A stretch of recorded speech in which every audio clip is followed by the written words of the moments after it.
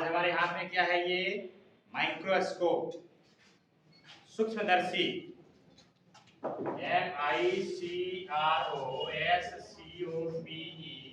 Microscope.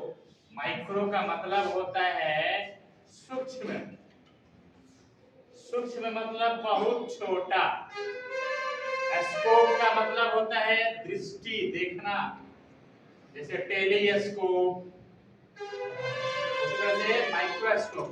सूक्ष्म मतलब छोटे छोटे चीजों को, वस्तुओं को देखने वाली मशीन जो है, यह माइक्रोस्कोप है, सूक्ष्मदर्शी है।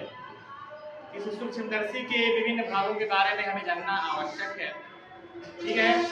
तो यह जो नीचे वाला पोर्शन है माइक्रोस्कोप का, इसे बोलते हैं फुट, पाद, पैर। फुट है ये क्योंकि इसी पर ये खड़ा रहता है। इसके जस्ट ऊपर जो है देखिए, यहाँ मिरर है, प्लेन मिरर है, समतल दर्पण है।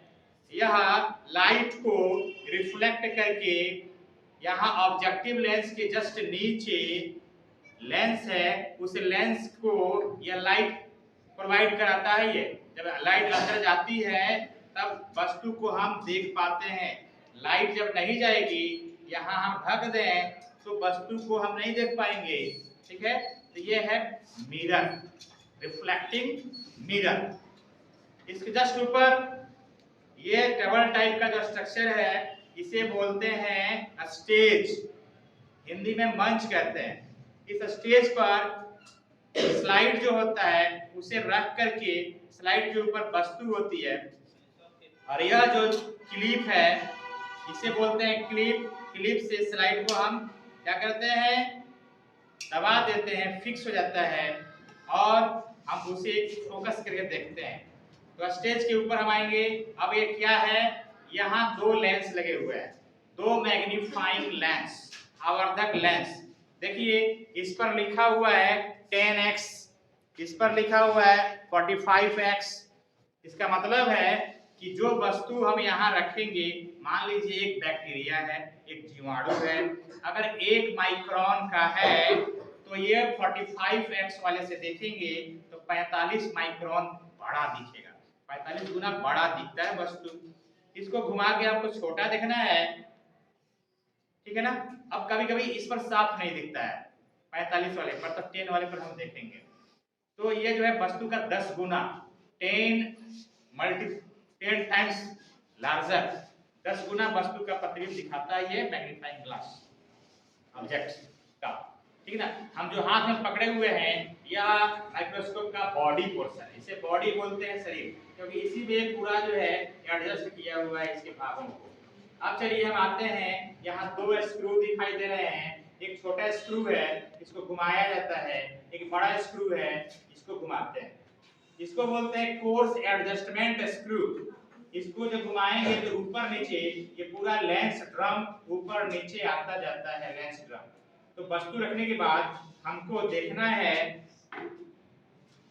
तो कोर्स एडजस्टमेंट स्क्रू को ऊपर या नीचे घुमा करके हम वस्तु का फिगर देखना चाहते हैं, और जब दिखाई दे तब वहां रुक करके हम फाइन स्क्रू जो है, ये फाइन एडजस्टमेंट स्क्रू, छोटा वाला स्क्रू को घुमाएंगे, और खूब इसे फ्रेश जब दिखाई देने लगेगा तो हमारा काम हो गया जो हम देखना चाह रहे थे। तो कोर्स एडजस्टमेंट क्या है? ड्रम को ऊपर नीचे ले जाने के लिए, ऊपर नीचे जा रहा है। ये फाइन स्क्रू एडजस्टमेंट क्या है? वस्तु का प्रतिबिंब साफ साफ देखने के लिए, ठीक है।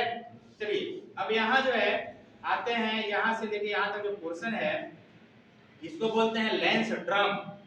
ड्रम टाइप का है ये, इसमें दो लेंस है, एक यहाँ लेंस है ऊपर, देखिए इसमें लेंस लगाया जाता है, अलग अलग पावर का लेंस है। एक ये लेंस है, हमको इससे नहीं देखना है और अच्छा देखना है तो दूसरा लेंस निकालेंगे, ठीक है, और इसे हम रिप्लेस करके इसमें फिट कर देंगे।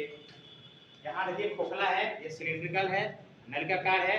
इसमें ये जो है लेंस बोलते हैं आईपीस लेंस, क्योंकि आई के पास ये रहता है, इसीलिए इसके लेंस का नाम है आईपीस लेंस। इस ड्रम के ऊपर से हम इसको डाल देंगे, आईपीस लेंस है। अब हम देखेंगे इससे, एक दूसरा लेंस है नीचे, ठीक है ना। यहाँ ऑब्जेक्टिव लेंस, ऑब्जेक्टिव का मतलब होता है वस्तु, ऑब्जेक्ट वस्तु।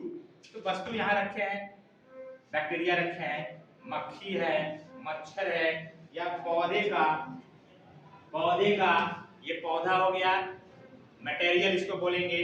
मटेरियल से किसी प्लेट से मटेरियल को हम काटते हैं और इसका जो टुकड़ा काटते हैं पतला पतला, ठीक है ना, ये पतला टुकड़ा जो है सेक्शन कहलाता है, सेक्शन, खंड। इस सेक्शन को, ठीक है, अब हमारे पास मान लीजिए कि स्लाइड नहीं है, इसी प्लेट पर हम रख के दिखाते हैं, कांच का पतला स्लाइड होता है, तो उस पर हम रखेंगे इस सेक्शन को, और सेक्शन को रख करके स्टेज पर लाते हैं, और यहाँ लाने के बाद क्या करते हैं, क्लिप से इसको दबा देते हैं कि हिले डुलेगा नहीं।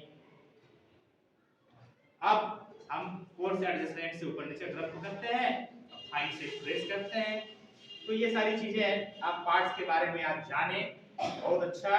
चलिए, बिना जब हम किसी ऑब्जेक्ट को, किसी मशीन को बढ़िया से जब तक हम जानते नहीं हैं, तब तक उसको हम ऑपरेट करना, उसको हैंडल करना हमें नहीं आता है। Thank you.